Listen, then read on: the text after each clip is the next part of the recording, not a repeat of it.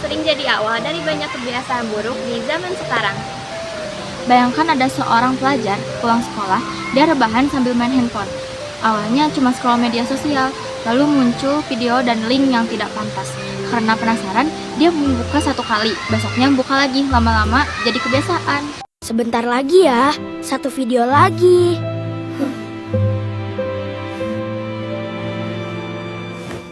Awalnya dia merasa biasa saja, tapi perlahan nilainya mulai turun. Saat belajar, jadi sulit fokus. Tugas juga sering ditunda, tidur larut malam, emosi lebih mudah marah, dan juga malas bertemu orang lain.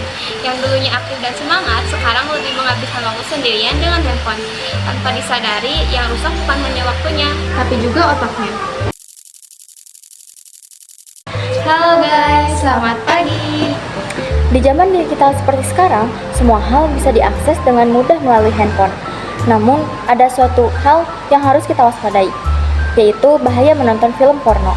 Banyak orang menganggap hal itu biasa, padahal sebenarnya dapat merusak otak, mental, dan juga masa depan seseorang. Saat seseorang sering menonton pornografi, otak bagian prefrontal cortex dapat terganggu. Prefrontal cortex.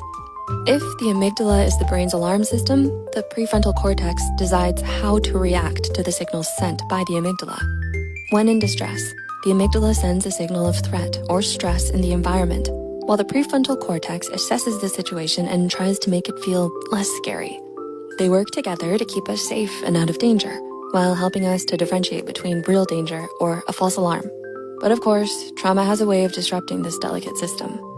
A 2006 paper by Dr. James Douglas Bremer writes that patients with PTSD showed signs of smaller hippocampus, hyperactive amygdala, and decreased prefrontal cortex activity.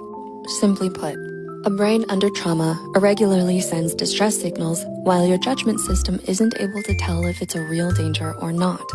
This could mean that people with trauma could be under stress while having a hard time judging if the situation is actually dangerous or not. Bagian otak ini berfungsi untuk mengatur kontrol diri, konsentrasi, emosi, serta kemampuan mengambil keputusan.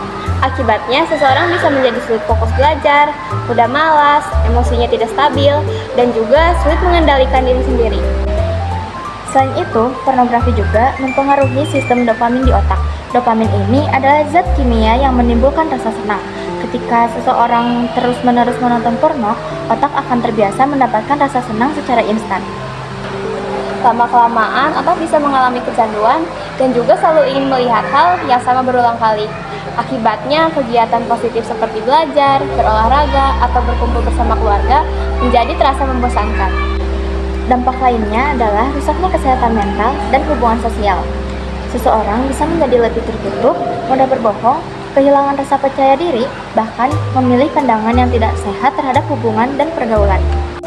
Oleh karena itu, kita harus mulai menjaga diri dari pengaruh negatif pornografi. Nah, ada beberapa cara pencegahan yang bisa dilakukan. Isi waktu luang dengan kegiatan positif seperti olahraga, organisasi, atau mengembangkan hobi.